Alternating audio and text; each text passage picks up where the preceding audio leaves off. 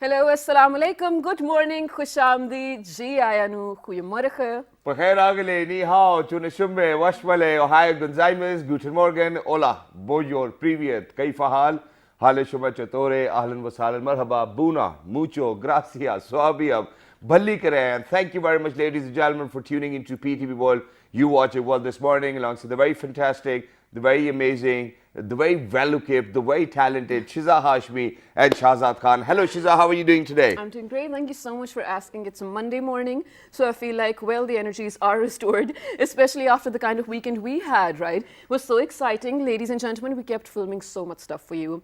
We have some very exciting shows in line for you guys that we did out of station as well. Well, I fingers thought that crossed. was a surprise, though. Yeah, but I'm Wasn't not it? giving it all away, right? I'm just telling how amazing the weekend was. What about you, though? How are Well, you feeling? since we were working together as well, even over the weekend, we were out of station, and as Shiza has actually pointed out, that we have some amazing shows coming up for you as well. So yeah, fingers crossed. Inshallah, we worked hard, we've given it all we had as well.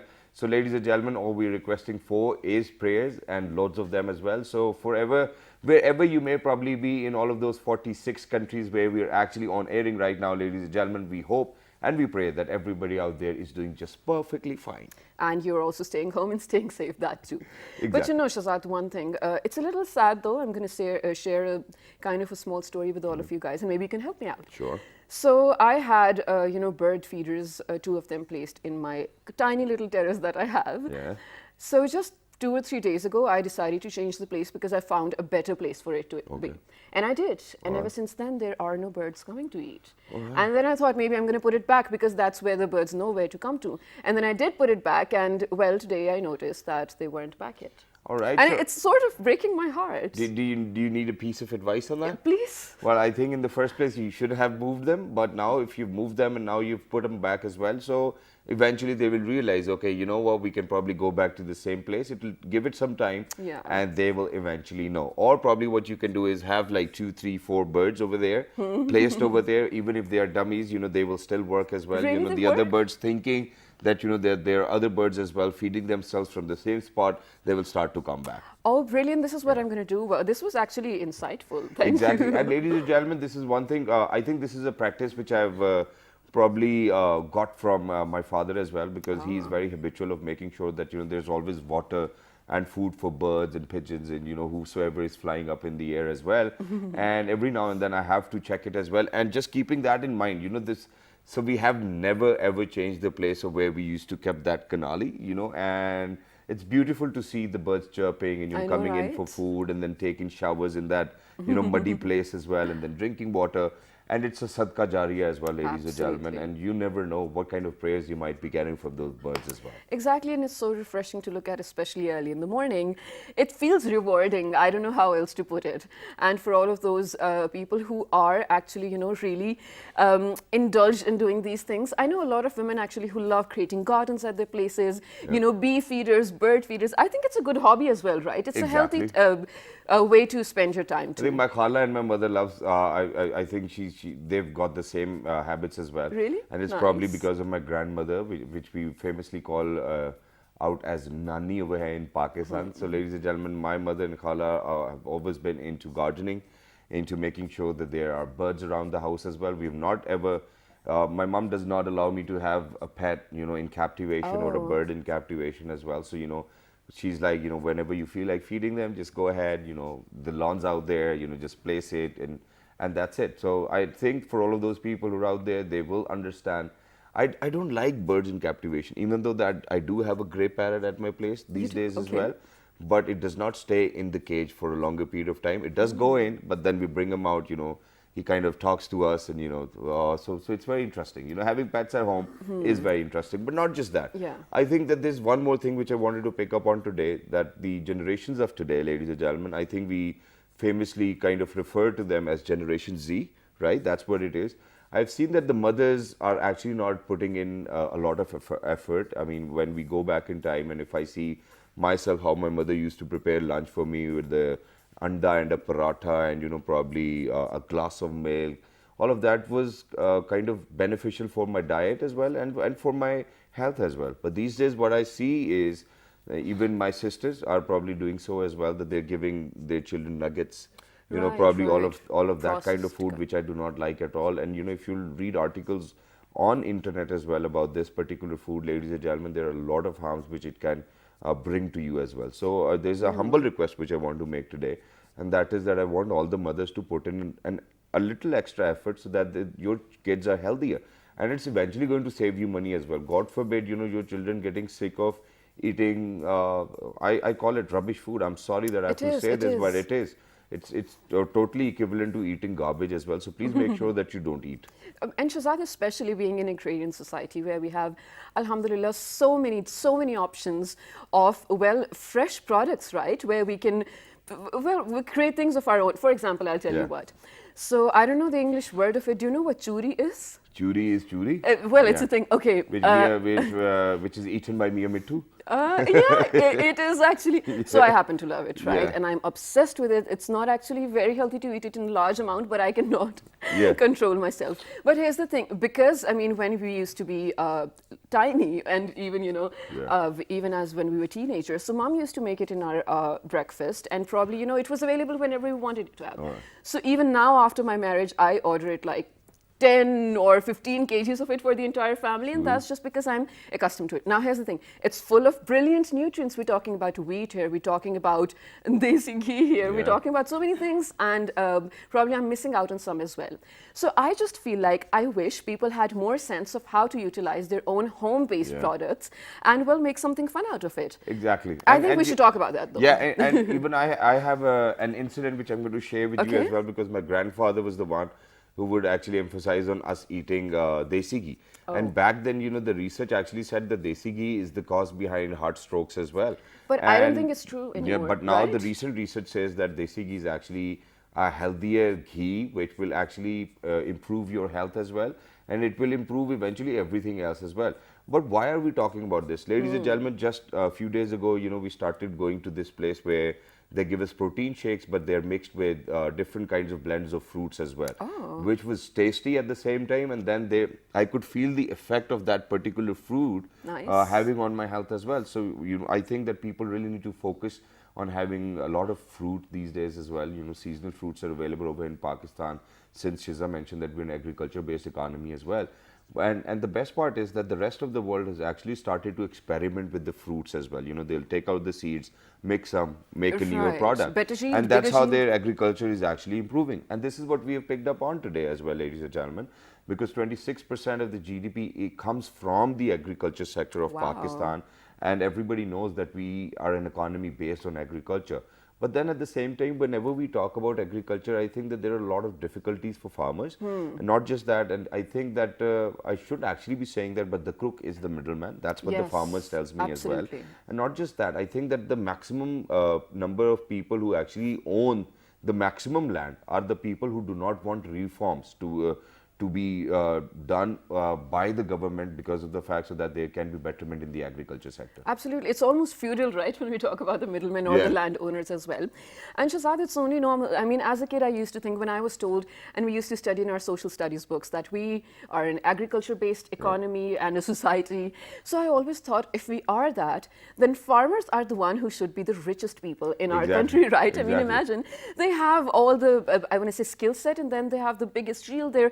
They should be exporting and everything, but that's not the case. And there's so many loopholes that need to be talked about. And especially, I think this can only improve if educated people take up the responsibility, speak on behalf of the people who don't have a voice, bring about changes and reforms. And well, luckily, we have actually been joined by someone of the similar sort over here in the studio. And very quickly, before we introduce him, I'm sorry that No I'm problem. interjecting as well. There's one thing which I've noticed, and this is something which I've observed while I've been traveling around the world. Yeah. Now, wherever you go onto different places, for example, I'll talk about England, I'll talk about US, or whichever country I've been to. Yeah. What I've seen is that, for example, if there's like 4 acre or 5 acre or 10 acres of land, you will only see 1 or 2 people working over there. But in fact, if you're going to come down to Pakistan, if it's 10 acre land, they probably need 50 or 60 people to get the yield as well. But not just that, ladies and gentlemen, science has actually gone to another level where people, for example, on 10 acres, if they had like 6 tons of yields, now they're actually producing 10 tons of yield as well. But over in Pakistan, if we had 4 tons of yield on a 10 acre land, Probably now we have only 2 or 3 as well, and it's because of the fact that we haven't included all of those technological advancements into the process of getting to the yield as well, or how farming needs to be done, or how modern farming is. So today that's what we are talking about, and we'll be in conversation with somebody who actually majority part of his life was actually spent abroad. He was in US, and before US he was in some other country as well. And then eventually he was like, okay, you know what, I probably need to go back to my country and give something back to the farmers. I think it was very thoughtful of him as well. He's over here in the studios with us. So without any further ado, ladies and gentlemen, we've actually been joined by the president of Punjab Farmers Association. He is Chaudhry Abdul Rauf Tatla Sahab. Hello sir, Assalamu alaikum, good morning. Hello, Assalamu alaikum. Good morning. Thank you very much sir for joining us. How are you? Absolutely Doing perfect. great. It's wonderful to have you.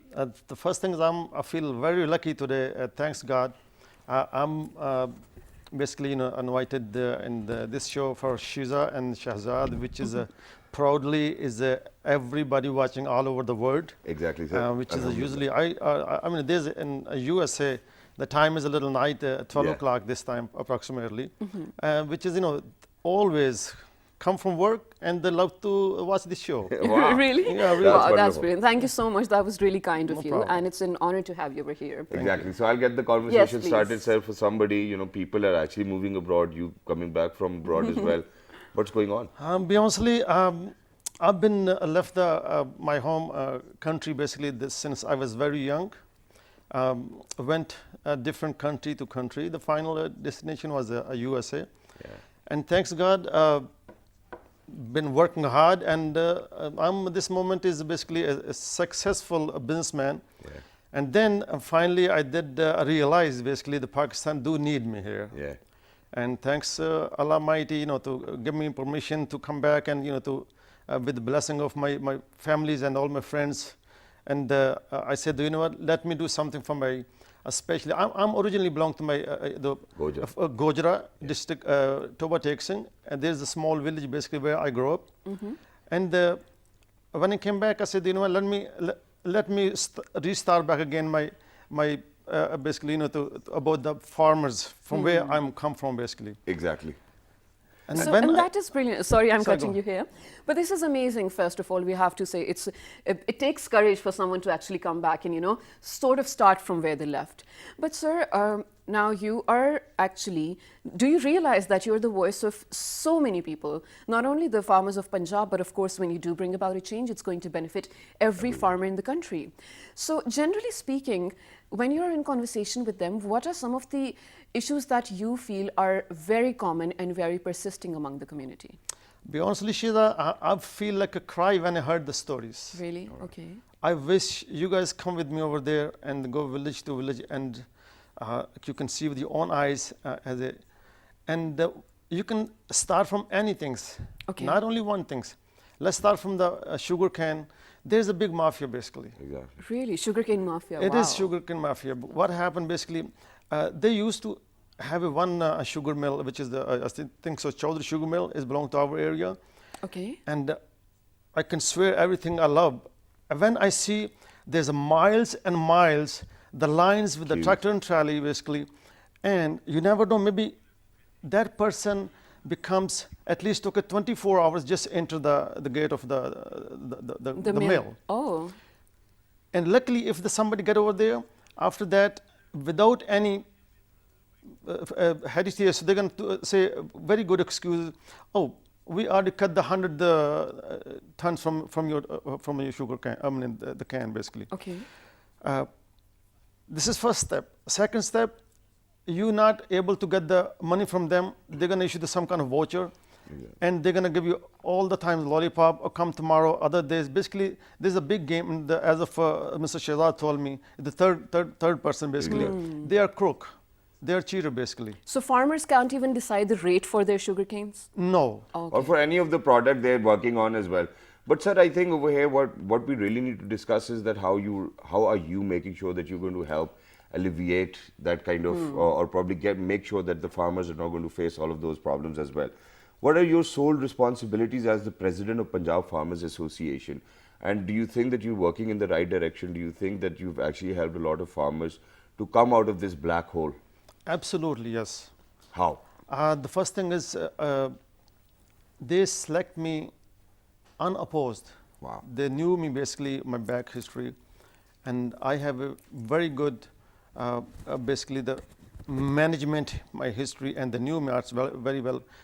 I've been keep coming back and forth, the Pakistan. Basically, I do have some, my, you can say, excuse me. Take your time, sir. It's all right.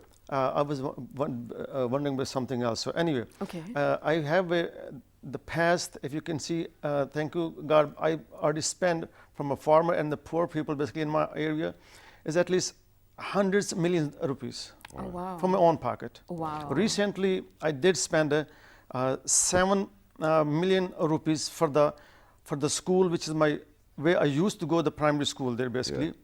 And that's still, after 40 years I came back, there is still have the primary school basically up to 5th grade. Yeah. And I just spent recently around 7 million. 2 schools for girls and 2 for boys. Exactly. And now what happened? That's belonged to government, not mine. All right. So as a being a nice, the heart, and I have good feeling for poor people and for the farmers basically. I said, you know what? Let me go this direction, and absolutely I'm ready to fight for every single step for my farmers, brothers. And I did also request before. No, I'm requesting again to the humble request to my government. We're not against with the government. This is not a political Obviously. basically. No, this is particularly basically is belong to farmers. Yeah. So the farmer is I'm very, very upset about this thing basically. After I came, I see them. Shahzad, if you see the one person even have the few acres, 3 or 4 acres, he not able to buy even one suit in the whole entire years. And you can see they don't have even shoes in the feet. So no, thanks God I'm able to come. I came back. My roots is here. I love my country. I love my Pakistan country. I belong to here. My blood is here.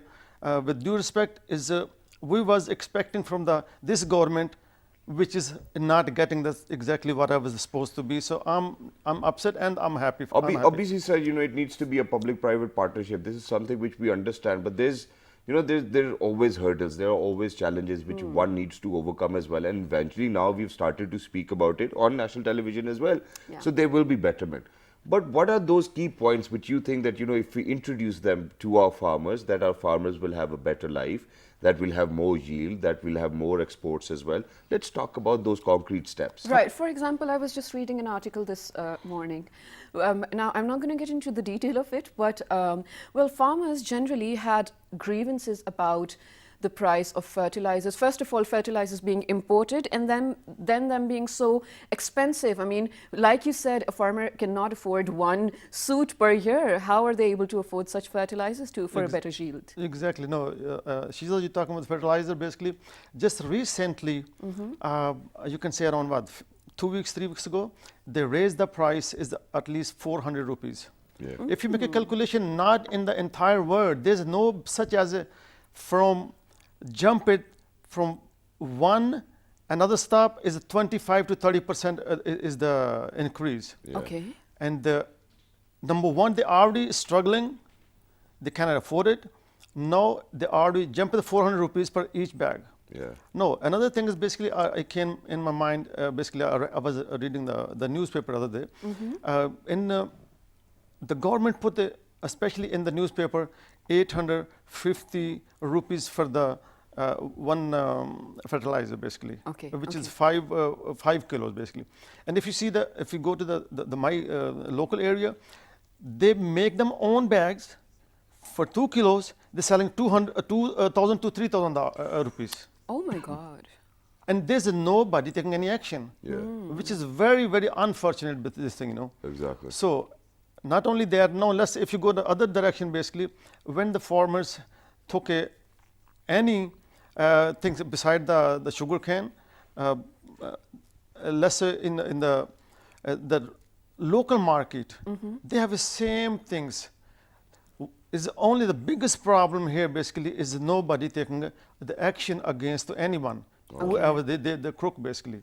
As I do have from again to humble request for my government to the especially Prime Minister Imran Khan.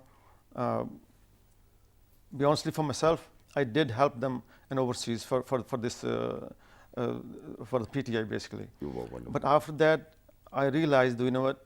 I don't know what should I do here. I have no control. The people's crying. They're basically dying. They don't have even food. They don't have even medication. No. Recently, even opened my own medicine dispensary over there in my village. Oh, wow. I'm paying for the doctor. I'm paying for the medicine. There's no limit. The people come with 15, 20, 30, 40, 50 people every day. And that's great, and Allah's going to reward you for that, and only Allah can. Yeah. And you're right, and we have definitely heard all of those Yeah. grievances which farmers had as well.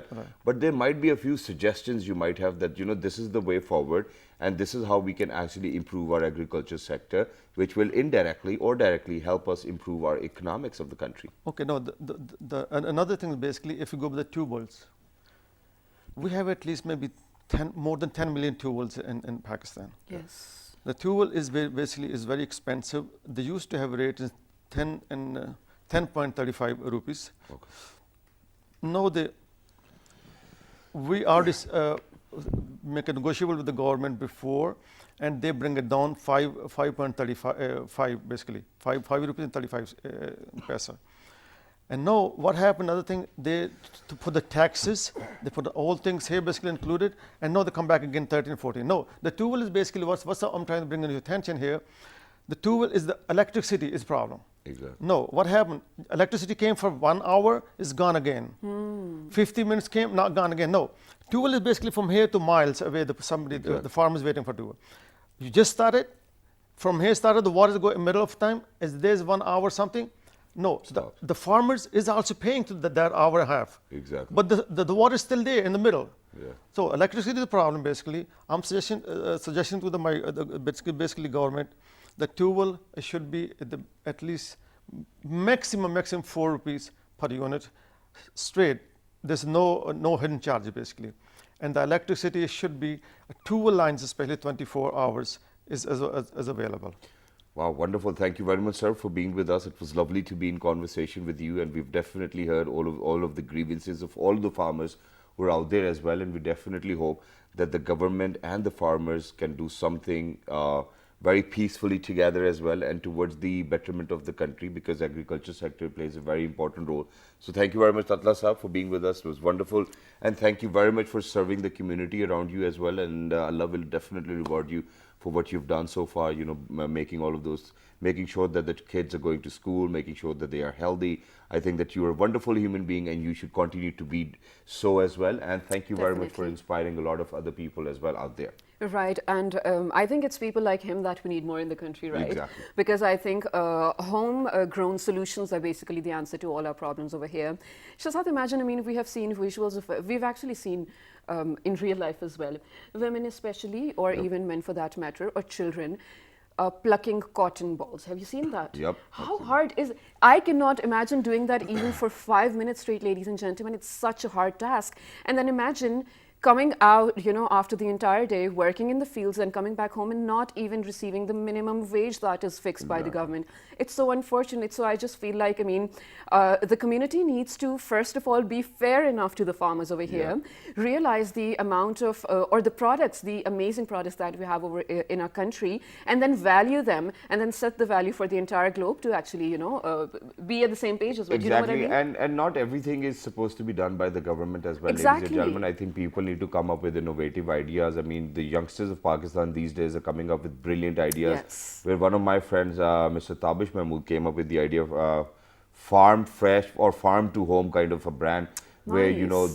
they have their own farm. They're making sure that that they're going to invest in it, and then whatever the yield is, they're going to sell it on the market as well. But that too via online platforms as well. So I think Brilliant. the youngsters can even do a wonderful job. But can youngsters, or do you think, Shiza, youngsters are actually willing to indulge themselves into social welfare work? Do you know what, at the age, especially in their teenage and, being a young adult, I think because of so many other distractions, youngsters are probably, sometimes not even thinking about the reward it will have, community service or, social service. But I think we can instill that values in them. How can we do that? I think we need to talk about that. I think that's something which we are going to talk about. And ladies and gentlemen, there's a research which says that, if the youngsters of the country are going to indulge themselves into social welfare, they will actually feel empowered. Will they? Well, that's the question we're going to ask our next guest as well. Ladies and gentlemen, we're going for a short break. Don't go anywhere. We'll be right back. Good morning. Stay tuned.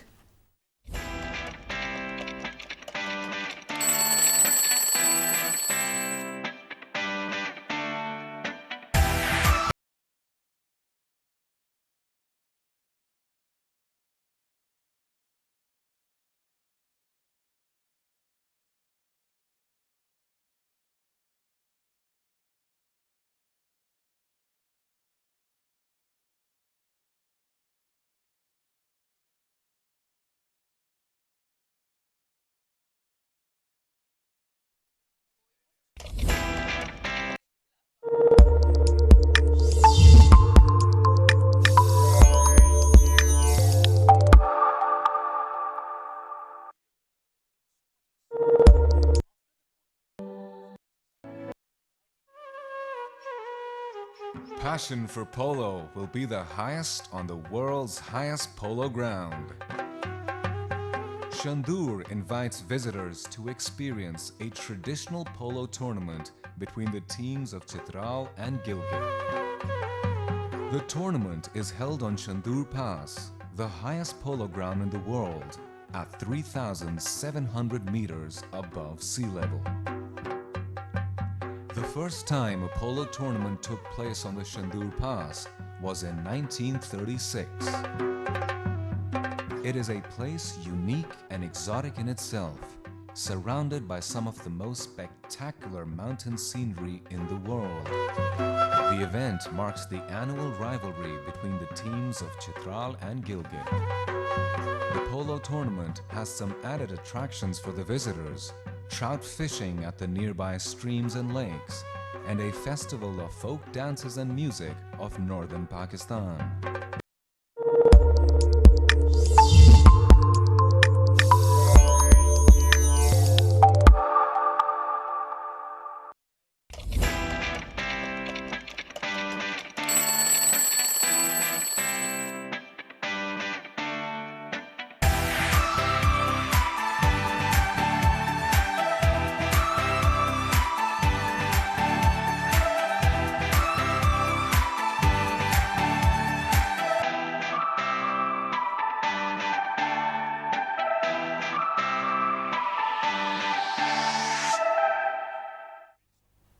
Welcome back, ladies and gentlemen, to Well This Morning on a fine, pleasant Monday morning. Over here in Islamabad, with me I have Shahzad Khan, who Yes. happens to be as energetic as ever. I'm trying. So here's the thing, Shahzad. You know, when I was doing my bachelor's, Yeah. so we had, of course, That was a long time ago, right? yeah, I mean, decades ago. Just kidding. So in our last semester, it was a compulsion to fulfill some community service hours. yeah. So here's the thing. It was not, I mean, the grade was either a pass or a fail. Yeah. So if you complete XYZ hours, you're going to be, I mean, of course, you're going to pass. Exactly. But isn't that unfair? When you say community service, isn't it supposed to come from the heart and feel responsible? Exactly, that's how it's supposed to be. But you know, I'm going to take you further back in time, where I was in my university, and I was actually enrolled in my bachelor's program back then as well. Okay. And you know, all of a sudden, this teacher walks in and she's like, "Hey, you know what? We have a lot of people who've actually been displaced from their houses, and if you guys are willing to go and help them, or probably provide them with food and look after their medicinal needs as well, so you won't have to do this project which I'm going to give you, and you will be awarded an A." So we thought, you know, the entire class, hey, you know what? It's a brilliant idea. We get to go out of the class. We don't have to be in the university, help some people, Got it. which will actually give us some reward as well. And then eventually we'll get A grades as well. So none of the class student actually picked up on doing the project, because if we were to do the project ourselves, ladies and gentlemen, it must have been 100 or 200 pages, which we'll have to type. We didn't want to do so, so we made sure that we are going to actually indulge ourselves into the social welfare work as well, which we did. But now, ladies and gentlemen, the debate is that, do you think that indulging yourself into social welfare will actually empower you, or do you think that it's going to empower the youth? If yes, how? That's the question today we're going It's to sort pose. of an ethical dilemma. It is an More or less, It is yes. an ethical dilemma, but you know, when you are in your bachelor's, I think you really do not have that kind of mindset That's where you true. want to give back to the society, because you haven't gotten anything for yourself at Generally that point of speaking, time. yes. Generally speaking, and eventually, when you grow up, when you have resources at your end, when you have financial independence, you feel for other people, and then eventually you start to work on that line as well. And imagine, Tatla Sahab over here was actually mentioning that, he's been living abroad, but now there was this time when he thought that, I need to give back to the society. That's fair enough. Right. But, being financially independent in the first place makes us probably empowered, feel empowered as Does, well. of And course. then, so the question today is, indulging yourself into social welfare activity, will it empower you or not? And this is the question which I'm going to pose to somebody, ladies and gentlemen, who happens to be a mentor to a lot of people out there. He's been a marvelous professor while I was in my university, even back then and even now, because I've been to his university as well. And he invited me. I think I'm very thankful to him that he actually invited me over for a guest appearance and a lecture as well. Nice. So he's always made sense with his words, and he's always made sure that he's going to be innovative with whatever comes to him as well. So ladies and gentlemen, without any further ado, he's a motivational speaker, he's a lecturer, he's a mentor to a lot of people. He's a brilliant, amazing man, ladies and gentlemen. He is Mr. Asif Rasool. Hello, sir. Assalamu alaikum. Good morning. Walaikum assalam. Thank you very much. So thank you very much for joining us. Wonderful to have you over here. Thank you very much. All right, so you heard the conversation, right? So now we're going to take Shahzad's assignment as the case study over here, and I'm going to make it into a question. So you heard that, right? He would be exempt from the project if he did some community service hours. So in this situation, is it moral or ethical corruption? Or number two, is it a good incentive because it's pushing you in a direction where you can probably explore that, okay, this is a good thing, I should serve the community, or, feel rewarded? Okay, all right. First of all, I'll just start off with our own country. Like in Pakistan, we have got almost 72% youth. Yes. Okay. Now the question is, we are on the verge of entering in 21st century. So we need a lot of different requirements are there. So how we are going to develop this youth? I'll just start off with the Shahzad's second example, Okay. where I just invited him into my university. He had just like half an hour session. Believe me, Shahzad, I can tell you a lot many examples. This was a pure, kind of, we didn't pay anything. Simply, he was kind enough to come there. Yeah. And when he left, I met so many male and female students of MBA. It really changed them. So, we have got to see at the end of the day what you're going to get. Okay. And I wish I could just provide him with the proper feedback of the students. He must have felt something different. And ultimately, if we just see about our life, so if we just get the happiness, it's basically when you just genuinely work for the other people. Now, It's I have true, seen, yes. the other day when I was just looking through different organizations, who provide proper opportunities to the students. Now we have got like two categories of the students. Students who simply study at university and then they go to the job market, and then the response said that, well, your university did not properly prepare you because you're not skillful, like communication, confidence and all that. Then second categories of, and they are like not very much, a few one, All right. who genuinely just went to different platforms, they engaged themselves. And now when they just go to different organization, it reflects, for example, what are those skill and qualities. Sure. Number one is confidence level. Now inside the university, yes, a few students might get very good opportunity to stand before the class and communicate or to get involved themselves in various projects. But when actually you go into the proper arena where you have got to perform these tasks, Exactly. inside the university you have got a very specific kind of environment, Okay. where you have got to coordinate or you've got to align yourself with these SOPs. Right. But when you have got this community work is such a work where you do not have any kind of power. You've got to go and you've got to convince people. So you are then, even if we just talk about our universities, we have got like different tiers of the universities. For example, universities of these burger classes, then we've got like mediocre and government university. So the good thing is that they properly engage them. But when it comes to the ordinary students, they are not properly engaged and all that, and ultimately they suffer a lot. So at this, in this era, I would highly recommend. And last day I just came across one of the students like Abdullah Hashmi, Shoaib Hashmi, sorry. He is basically looking this Al Khidmat Foundation media desk. And he just shared that we established this one specific platform for the youth, and 40 universities and colleges, they actively send the students there, and we just engage them in various type of tasks.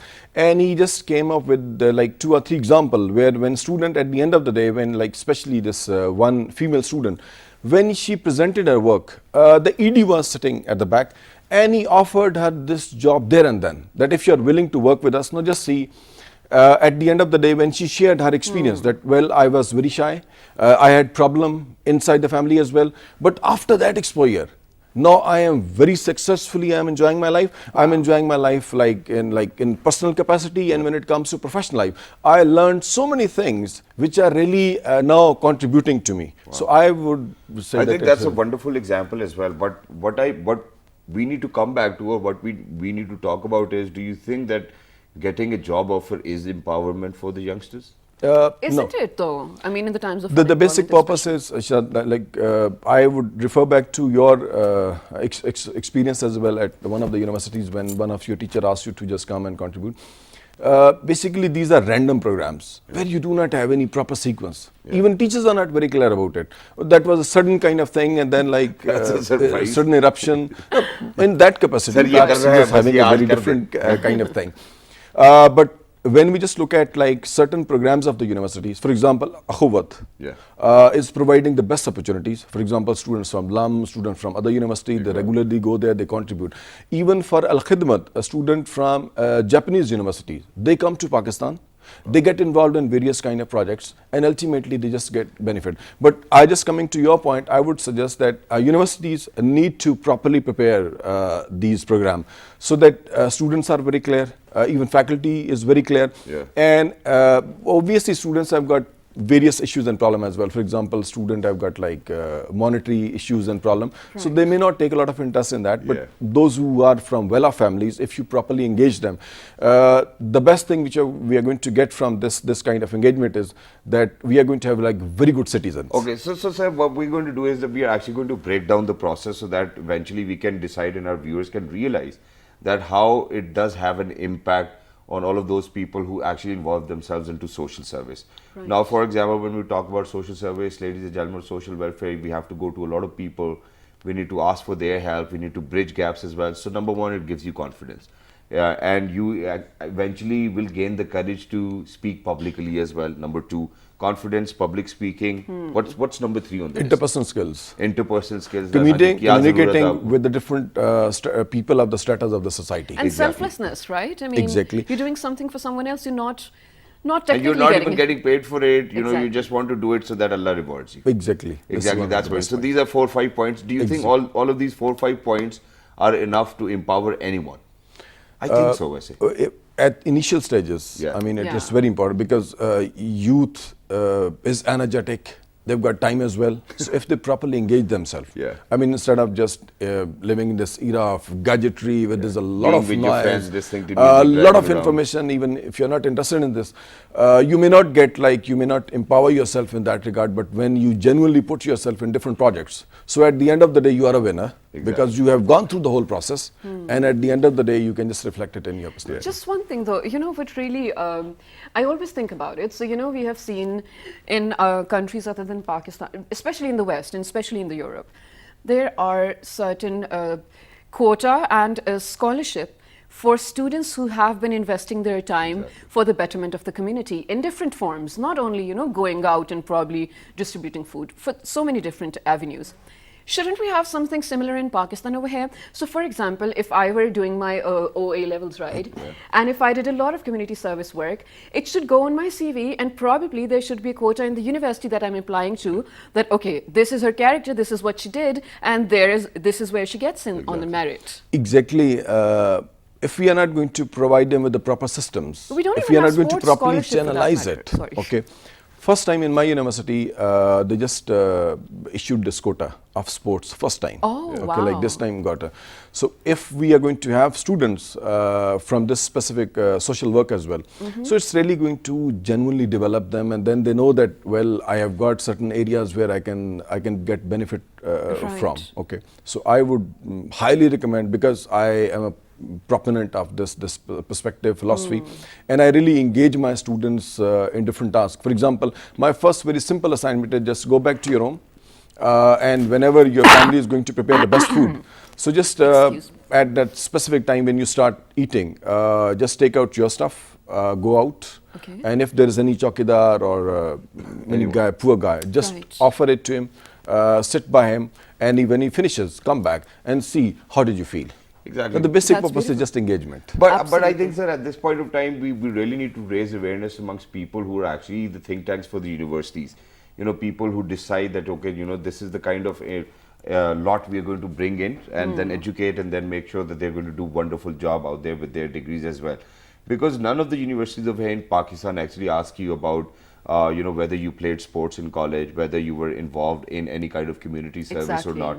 Over here, what they want is probably more than 60% marks, and that's it. You're a student of the university. Now I'm going to share an example from my own house, where Alhamdulillah, my youngest brother actually happens to be a graduate from Oxford. Mashallah. And while he was actually, you know, kind of applying for different universities all over the world, you know, the Ivy League universities, majority of the universities asked him about the kind of sports career he had within his college days or school days as well, and he didn't, unfortunately. Okay. And so he kind of had trouble with that as well. And with Oxford, he got a little bit of leniency, because rather than having 4 A's or 5 A's in A levels, he had 11 A's. So it kind of compensated over there. Wow. But don't you think that universities over here need to put in a lot of effort in terms of sports, in terms of, because sports empower youngsters as well. Of course. You know, they play interpersonal skills, you know, confidence, talking to each other, team building.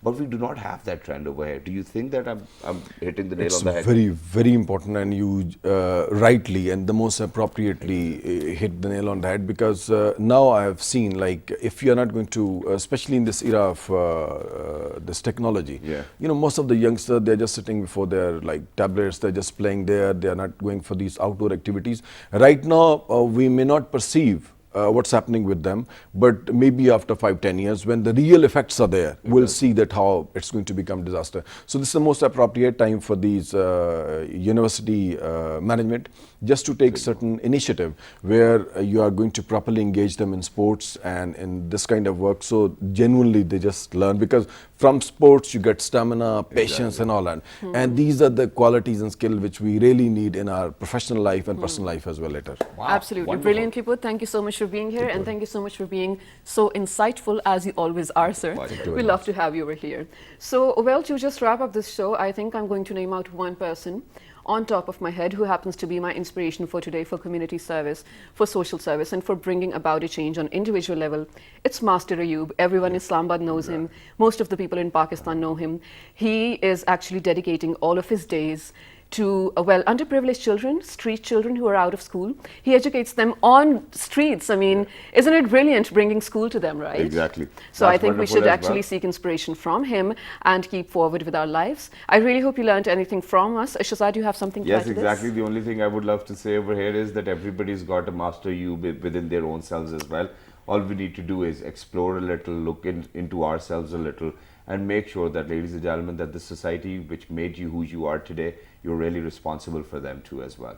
Absolutely. Write to us on our Facebook page with the name of, Well, this morning on your television screens down below. Yes, here it is. on Twitter. On Twitter, it's World This Morning without a G. You can actually find these shows on YouTube with the name of. YouTube, you look for PTV World, and then the most viewed morning show, Alhamdulillah, Shukr Alhamdulillah, World This Morning. Yes, and the repeat of this one particularly you can catch at 5 past midnight. Till the next time, ladies and gentlemen, look after yourselves and make sure that you empower all of those youngsters which are right in front of your side by making sure that they indulge themselves into sports Absolutely. and community service. 1, 2, 3. Good morning.